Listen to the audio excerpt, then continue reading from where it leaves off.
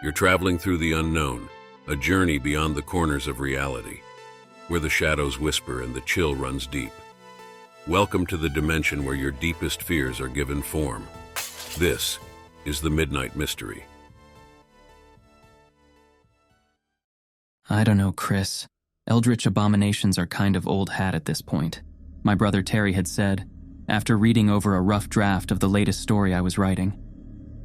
His words stung more than I think he intended them to, because though I wouldn't admit it outright, I knew that they were true. Oh, come on, Terry. I don't have to reinvent the wheel every time I sit down to write. I had huffed back at him, somewhat annoyed. True, but stories with big, creepy, indefinable entities are just so overdone. Lovecraft cornered that market decades ago, and the internet is absolutely saturated with stories like that. Well, what kind of creatures do you think I should write about? What about vampires? I could not contain my disappointed sigh at that suggestion. Vampires are probably the most overdone monsters in the genre, and besides, they aren't actually scary because everyone knows their weaknesses. So, why does that matter? It matters because if the audience knows the monster's weakness, then they gain a sense of control over it, and any sense of fear evaporates. The essence of a good horror story is a lack of control, I said, sounding almost like a professor giving a lecture. Terry threw up his hands in an overly exaggerated expression of defeat. If you say so, Maestro. I didn't want to come off as a conceited dickhead that couldn't take criticism, so I decided to concede that he did have a point. Look, they might be old hat, but they are easy to write about, and that works for me right now. I feel like I'm in a rut creatively. I just can't seem to think of anything to write about like I used to, and everything I do write just feels so bland and unoriginal. I end up hating it before I get halfway down the page, I said, sounding more fatigued than I had meant to. I pressed my head into my arms that lay folded on my writing desk, in my less than tidy room, in the 2-story house Terry and I lived in with our parents and younger sister. Terry's expression said that he wanted to comfort me, but wasn't quite sure what to say. After a moment or so of uncomfortable silence, however, he did manage to think up some sincere-sounding words of encouragement. I think you're just being too much of a perfectionist, Chris. Like you said, you don't have to reinvent the wheel every time you sit down to write. You just have to write what feels correct to you. Don't write to please an audience. Write to express yourself, and remember what Mr. Talbot used to say. Terry's mention of the creative writing teacher we both shared in high school caused a wave of nostalgia to wash over me as I recalled the words that the gentle old man repeated to us at every opportunity, like it was his personal catchphrase. There are no original stories, only original ways to tell them, I mumbled aloud. Terry smiled in agreement as he got up from where he sat on my bed and made his way to my bedroom door, glancing back over his shoulder at me and saying, I'm gonna go make something to eat, and I'll be back up in a bit, man. Take a break if you need to, and don't beat yourself up so much. The right idea will come to you in its own time. And you'll say to yourself, Eureka, I have something to write about now. With theatrical fervor before he walked out, leaving me alone with my thoughts and a rough draft of a story that now looked like a horrid and detestable abomination to my eyes, staring back at me from the screen of my laptop. I lamented my inability to reach into the ethereal realm of imagination just long enough to pull out even the smallest embers of an idea that could in turn be nurtured into a fire from which I could forge words and sentences, and then use those to make paragraphs, and then build those paragraphs into a cohesive narrative that could be sold to a wide audience of readers that sought out even the smallest escape from the realities of their day-to-day lives, with ravenous abandon, and briefly considered deleting the whole thing in a fit of frustration, before I just opened up another tab in my web browser and started monotonously clicking on YouTube video after YouTube video with the attention span of a squirrel stricken with ADHD. I had listened to about half a horror story narration, whose overall plot sounded infuriatingly similar to the one I had written when I felt my phone vibrating in my pocket. It was becoming relatively late at this point. The evening sun had just about completed its descent under the horizon, painting the evening sky with deep hues of red and purple as it went, and I could hear the soft patter of summer rain, like the subtle tapping of thousands of tiny little fingers against my window pane as I fished my phone out of my pocket to see who could be calling me. The number that flashed across my phone's screen was not one I recognized, so I just declined the call, as was my habit. I had barely put the phone back in my pocket when it started vibrating again. I took it back out and peered at the screen. The same number was calling me again. I declined it again, only to have it call me a third time. Whoever it was, they seemed pretty damn desperate to get a hold of me. So with my curiosity piqued, I decided to answer it. "Hello?" I got no immediate verbal response, but noted what sounded like running water and the steady rhythmic clicking of something metallic in the background. I was half a second away from hanging up when a voice I didn't recognize finally spoke up. "Hello?" It said back to me. "Who is this?" "Who is this?" the voice repeated. "You're the one who called, so you tell me." I had said, already annoyed with this mystery caller. The voice on the other end simply repeated my words back to me again in a sarcastic and juvenile tone, the likes of which you'd expect to hear from a middle schooler. Self-assured and totally convinced that his lame joke was in fact hilarious. "You're the one who called, so you tell me." The voice sounded like someone young trying to do an impression of someone much older. A gruff monotone that cracked at frequent intervals, revealing a softer and higher-pitched sounding voice that almost sounded feminine, though I couldn't quite decipher if it was male or female. But regardless, it seemed obvious to me at this point that this was some bored kid's idea of a prank call, and since I wasn't really doing much anyway, I decided to play along for a minute. "I'm an unoriginal dipshit," I said, waiting for the voice to repeat it. The voice let out a delighted giggle before saying, "You're an unoriginal dipshit." "Yes, haha, very funny. Listen, kid, 1997 called and it wants its lame prank call back. If you're gonna do shit like this, you need to at least be funny first." The voice didn't respond right away, and I was about to hang up when it said, "If you say so, maestro." Then the line went dead. Weird. My first immediate thought was that Terry must have been the prank caller, and that he had probably used some kind of voice changer the likes of which you could buy at a Halloween shop or order online. I made a mental note to chastise him for interrupting my work next time I saw him, and then I put my phone back in my pocket and went back to surfing the web, putting the strange prank call out of my mind. I spent another hour or so watching videos and intermittently adding a few new sentences to my story that seemed doomed to remain forever unfinished due to my own lack of creativity before I decided to get up from my desk and go downstairs to make a pot of coffee, as I usually did when I needed to kickstart my imagination. Leaving my desk, I stepped over some dirty clothes that never managed to make their way to the hamper that laid at the foot of my bed and made my way out into the hallway. As I walked toward the stairs, I passed the washing machine and the dryer that lay in a closet just at the top of the stairs and noted the familiar sound of running water and the steady rhythmic clicking of something metallic coming from the dryer as the machines worked through their wash cycles. That was pretty common in my house, especially since Terry rarely ever bothered to check his pockets for change before he put his clothes through the wash, and the end result was always that metallic clicking sound as the change left in his pocket was tossed around in the dryer. This kind of solidified my idea that Terry was my mystery caller, and I resolved to go downstairs and make fun of him for his lame attempt at a prank while I made my coffee.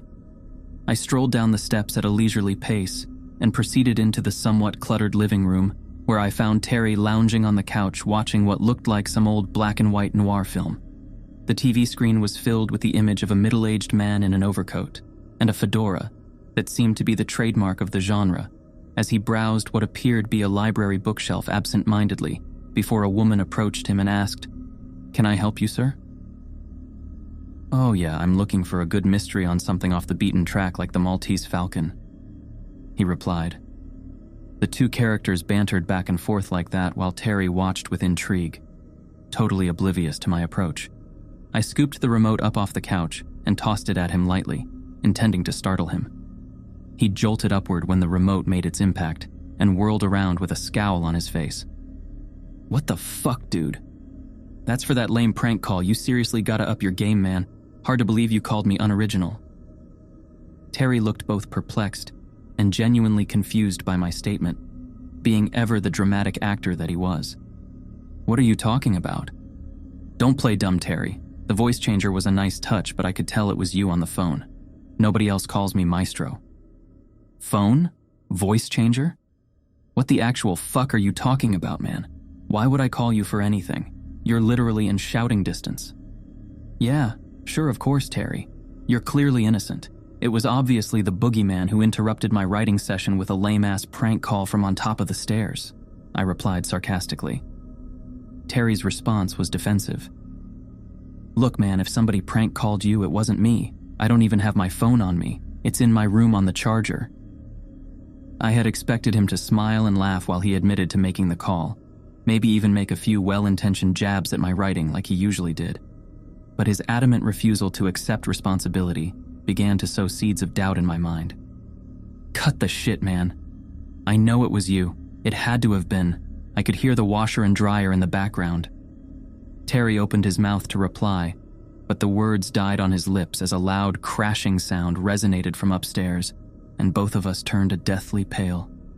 The sound was followed by loud scratching noises like nails on a chalkboard, and then the quick pitter-patter of what sounded like small feet running quickly down the hallway before silence prevailed throughout the house once again. I looked at Terry with undisguised fear in my eyes. Our sister was spending the night at a friend's house, and our parents were both working until late, meaning Terry and I were supposed to be alone in the house, so it goes without saying that we were both scared shitless by this development. After a few tense moments of silent stillness, I finally said to Terry, "Go get something from the kitchen." He nodded, understanding that by something, I meant a weapon we could use for self-defense, since it seemed clear that we were dealing with some kind of break-in. Without a word in response, he went to the kitchen and I followed close behind. We each grabbed the largest and sharpest kitchen knives we could find and proceeded back into the living room toward the stairs. I don't think I've ever taken longer to climb up a flight of stairs in my life than I did in those moments. Adrenaline slowed the flow of time down to a trickle, and each step felt like a mile.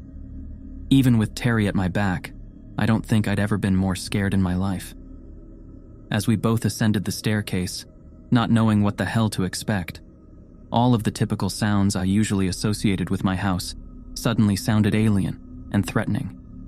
Every creak of a floorboard was an attacker about to ambush me, and every gust of wind that echoed from outside was a monster about to leap from the shadows. When we finally did make it to the top of the stairs, I found my bedroom door hanging open, and after getting closer, I saw what looked like some kind of weird geometric symbol on the inside of the door that looked as if someone had carved it into the wood with their fingernails. Fresh crimson droplets of blood ran down the door in some areas where the symbol had been drawn, and I almost gagged when I saw what looked like an entire blackened fingernail lodged in the door, as if someone had jammed their fingers into the wood of the door so deep and with such haste that they literally tore off their own fingernails while drawing this weird arcane symbol that almost looked like a star with 7 ugly points that curved outward along the width of my door, like talons with an inverted triangle at its center. "What the fuck?" I heard Terry say behind me as I slowly proceeded into my bedroom with the kitchen knife at the ready, since I was now totally convinced that some psychotic teenager had just broken into our house. As I passed through the door frame and into my room with Terry in tow, fear gave way to confusion as I looked around my bedroom expecting to find it ransacked after the commotion I heard from downstairs, only to find it neater than I had left it just moments ago, and not just neater, but wholly different in ways that shouldn't have been possible in the short time that I was downstairs. The wallpaper, for example, had been a dim, dingy green when I went downstairs to get coffee, but now was a bright mustard yellow with this tacky floral pattern. My writing desk and laptop were in the same place as they were before I left, but the laptop charger and even the outlet it was plugged into were now located on the opposite wall from where they were before I left. Clothes that had been strewn across the floor were now tidily folded and placed atop an ornate-looking dresser I'd never seen before, and the posters of various cartoon characters that had been on my walls had been replaced with framed portraits of people I didn't recognize. An old woman in an expensive-looking red satin dress with sad gray eyes, a middle-aged man in a dark overcoat with a bitter expression etched into his bearded face, and a yellow-eyed child, whose face reached into the uncanny valley and disturbed me deeply. He looked normal at a glance, but the longer I stood and looked at him, the more off he seemed. His eyes were too far apart, and his prominent cheekbones were a bit too high, while his nose was a bit too low on his face. It looked less like a portrait of a real person and more like some alien who had never actually seen a human child before, had attempted to paint one based on a description of one alone. Terry and I must have stood there staring at my room's sudden transformation with slack-jawed confusion and mounting terror for what felt like forever, before the ring of the cell phone in my pocket snapped us out of our stupor. I fished the phone out of my pocket with trepidation and felt my blood curdle in my veins when I looked at the screen and saw my mystery caller's number flashing across it. I answered it almost without thinking. "Can I help you, sir?" the voice asked, sounding delighted that I had answered the phone on the first ring. "What? What the fuck is going on? Who are you? What do you want?" "I'm looking for a good mystery off the beaten track like the Maltese Falcon." "Look, kid, I don't know how you got in here or what you want, but you're sick and you need to leave my house now. My brother and I are armed, and if you don't get the fuck out right now, somebody is gonna get hurt. Somebody is gonna get hurt. You need to leave my house now." It repeated with a demented giggle, adding emphasis to the word "my," as if to say that this was not my house at all, but rather, it's before the line went dead. My next immediate instinct was to call the police, and I readied myself to dial 911, only to have my heart sink as I found that I suddenly had no service. I turned back to Terry to see his face a pale, bloodless mask of dumbfounded confusion as he looked toward the doorway that led back into the hallway, and I followed his gaze to find that the plain white wall of our hallway had been replaced by the same mustard yellow wallpaper that now covered the walls of my room.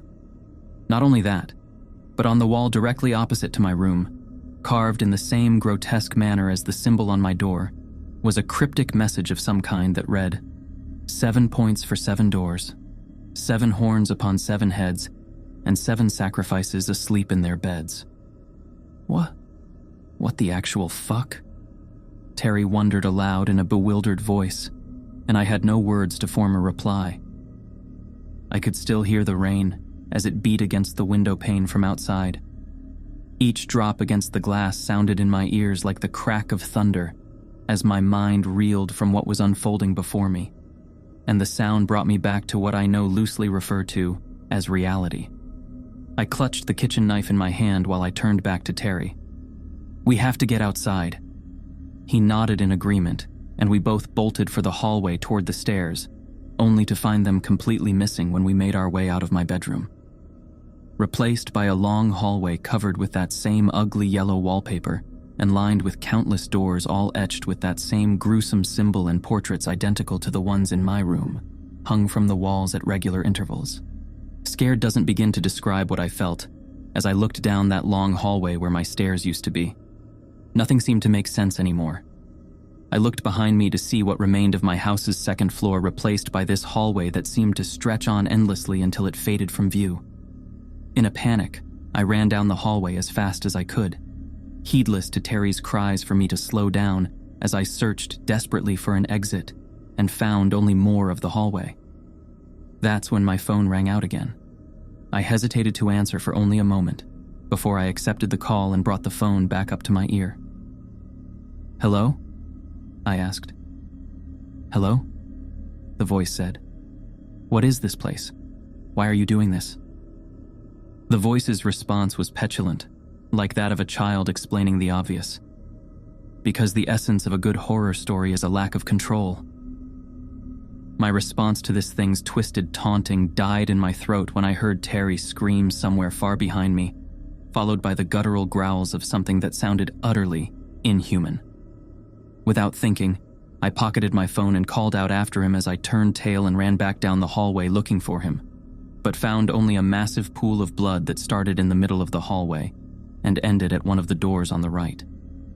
I approached the door slowly with the kitchen knife still in hand, mortal terror making each step a Herculean task. The sharp hiss of the door's hinges made the hair on the back of my neck stand up as I stepped through the doorway, expecting to see something ghastly, only to see my empty bedroom. Just as I had left it before I had gone downstairs to harass Terry, I looked around in astonished bewilderment and saw that the strange hallway that had been there just a moment before I stepped through the doorway was now gone, replaced by my own second-floor hallway. I must have slammed and opened it again, at least 10 times, trying to get it to open back up into that awful yellow hallway to no avail. I ran all throughout the house, calling out for Terry, only to met with the silence of an empty house with my brother nowhere to be found.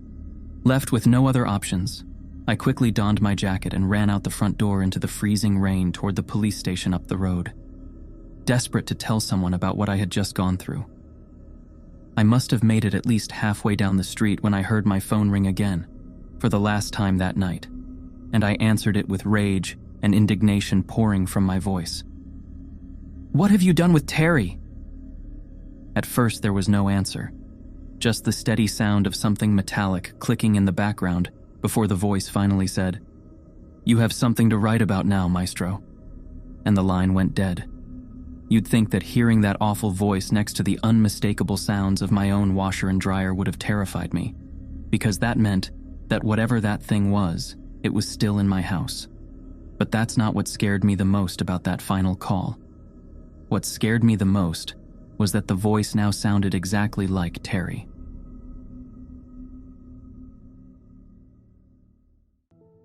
That's a wrap for today on the Midnight Mystery. Hope you guys had as much fun as we did. If you liked what you saw, hit that subscribe button and give us a thumbs up.